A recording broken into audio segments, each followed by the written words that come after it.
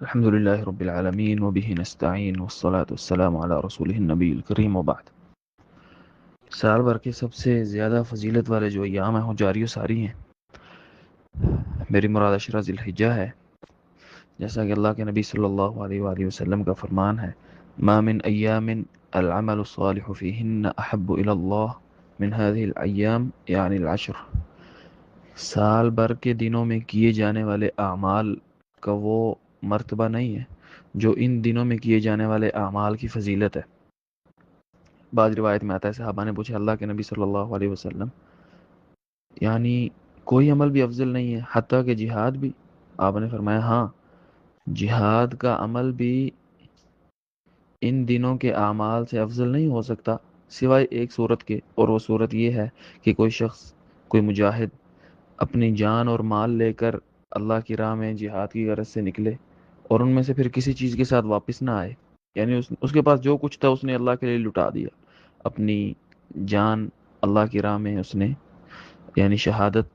کا رتبہ پا لیا، اپنا مال بھی اللہ کی راہ میں لٹا دیا اس نے، اور وہ کسی چیز کے ساتھ لوٹا نہیں ہے، اس کو تو کہہ سکتے ہیں کہ اس نے یعنی ان دنوں کے مقابلے میں زیادہ فضیلت والا عمل کیا، وگرنہ اس کے علاوہ کوئی شخص ہو تو اس کا عمل ان دنوں کے اندر کیے جانے والے عمل سے افضل نہیں ہو سکتا۔ ہم یہ حدیث اکثر سنتے ہیں، بلکہ فضائل ہم اکثر سنتے رہتے ہیں، لیکن ضرورت اس بات کی ہے کہ ان پہ بندہ تھوڑا غور بھی کرے۔ مثلا اس بات پہ غور کریں کہ اللہ کے نبی نے فرمایا کہ کوئی عمل بھی افضل نہیں ہو سکتا ان دنوں کے اعمال سے، ان دنوں میں کیے جانے والے عمل سے کوئی بھی عمل افضل نہیں ہو سکتا، حتیٰ کہ جہاد فی سبیل اللہ بھی اس سے افضل نہیں ہے۔ اس کے علاوہ جتنے بڑے بڑے اعمال ہیں بندہ ان کو یعنی اس حدیث کے مطابق سمجھ لے کہ سب سے زیادہ فضیلت والے اعمال اس دن میں کیے جانے والے اعمال ہیں۔ تو بہرحال، اور یہ مواسم الخیرات جو ہیں، خاص فضیلت کے ایام ہیں، جیسے خاص عشرے ہیں، رمضان ہے، رمضان کا آخری عشرہ ہے، اسی طرح ذی الحج جو ہے اس کا پہلا عشرہ ہے، اسی طرح محرم کا عشرہ، اس کی بھی اہمیت اور تعظیم بعض سلف کیا کرتے تھے۔ تو یہ جو مواسم الخیرات ہیں، خیر کے جو مواسم ہیں، اور یہ جو ایک سیل جو اللہ رب العالمین بعض دنوں میں ایک خاص پیکیج بندوں کو دیتے ہیں، یہ اس امت پر اللہ رب العالمین کا بہت بڑا احسان ہے، بہت بڑا احسان ہے اللہ کا، یعنی وہ ثواب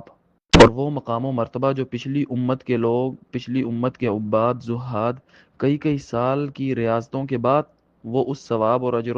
اس اجر و ثواب تک پہنچتے تھے، اس امت میں اللہ رب العالمین نے اس امت پر کیا احسان کیا کہ ان کو خاص دن عطا کر دی ہیں، لیلۃ القدر عطا کر دی ہے، رمضان عطا کر دیا، رمضان کا آخری عشرہ دے دیا، ذی الحج کا پہلا عشرہ دے دیا، اور ان کے اندر اعمال کو اتنا افضل بنا دیا کہ بندہ ان کے اندر عمل کر کے، پہلی امتوں میں جو بندوں نے کئی کئی سال عمل کر کے، جو ریاضتیں کر کے جو مقام پایا ہے، اللہ رب العالمین کے فضل سے اس امت کے لوگ ان چند دنوں میں وہ اعمال کر کے، تھوڑے اعمال کر کے زیادہ اجر پا لیتے ہیں۔ یہ اللہ رب العالمین کا بہت بڑا احسان ہے،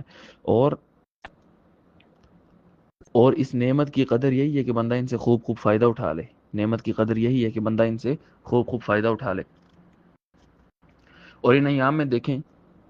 تو ان ایام میں چلتے چلتے آخر میں جو دن ہے 9 ذی الحج کا ہے، 10 ذی الحج کا، سب سے زیادہ پورے سال کے دنوں میں سب سے زیادہ افضل جو دن ہے وہ ان 10 دنوں کے آخر میں آئے ہیں۔ اچھا، اس کے اندر ایک جو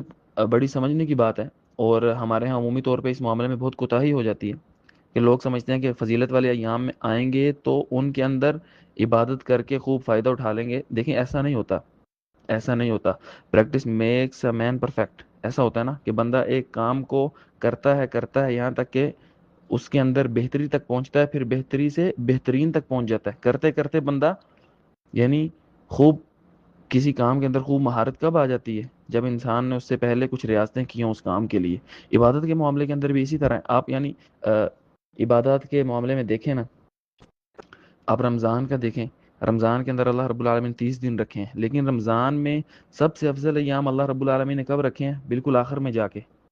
تاکہ بندہ پہلے دنوں میں ریاضت کرتے کرتے کرتے اس کا اللہ سے ایسا تعلق بن چکا ہو کہ آخری ایام میں وہ پھر ان سے خوب فائدہ اٹھا سکے۔ بالکل اسی طرح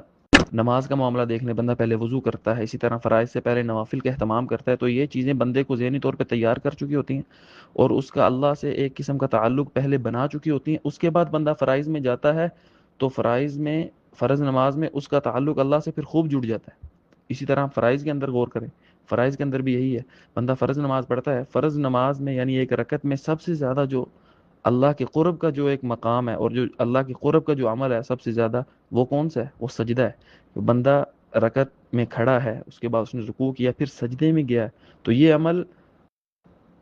اس عمل کے بارے میں آیا ہے کہ سجدے میں بندہ اللہ کے سب سے زیادہ قریب ہوتا ہے، تو یہ یعنی اس رکعت کا آخری عمل ہے۔ اس طرح آپ سال بھر کے ایام میں سب سے افضل دن اللہ رب العالمین نے کب رکھ دیے ہیں؟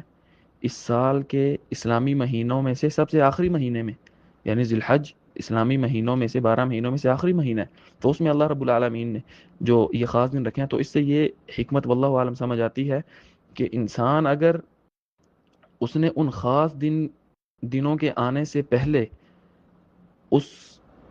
اس کے لیے خوب جد و جہد کی ہو، تو پھر انسان ان خاص دنوں میں یا ان خاص اعمال کے اندر خوب فائدہ اٹھا سکتا ہے۔ لیکن اگر کوئی شخص ایسے ہے اس نے پہلے سے منہ دھویا ہوا نہیں ہے، بس کہتا ہے کہ میں مثلا ایام وہ خاص جب شروع ہوں گے، عرفہ کا دن آئے گا، اسی طرح رمضان کا آخری عشرہ شروع ہوگا تو تب میں عمل کروں گا، تو پھر وہ لذت اعمال کی اور چاشنی اور وہ تعلق نہیں بنتا، اچانک سے نہیں بنتا، بلکہ بنتے بنتے بنتا ہے۔ اللہ رب العالمین سے جو تار جڑتا ہے، یہ تار جڑتے جڑتے جڑتا ہے۔ ایسا نہیں ہے کہ بندہ کہے کہ یہ دن شروع ہوگا تو تب میں شروع کروں گا تو میں مقام کو پہنچ جاؤں گا۔ اسی لیے بعض علماء کہا کرتے تھے کہ یہ جو خاص دن ہے، خاص ایام ہیں، یہ تو کٹائی کے دن ہوتے ہیں، کہ اس سے پہلے بندے نے فصل کے لیے جو کچھ بیج بویا ہے، اس کے اوپر ہل چلایا ہے، اس کے اوپر محنت کی ہے، تو اس کے بعد جب یہ خاص ایام شروع ہوتے ہیں، ان ایام میں اللہ رب العالمین پھر یعنی یہ کٹائی کے دن ہے، ان کے اندر بندہ تبھی کٹائی کرے گا نا جب اس نے اس سے پہلے کچھ بویا ہے، کچھ محنت کی ہے، کچھ ریاضتیں کی ہیں، اس کے بعد جب ان ایام کے اندر پہنچے گا تو ان سے خوب خوب خوب فائدہ اٹھا سکے گا۔ تو یہ ایک بات ہے، اس لیے یعنی اس کو آپ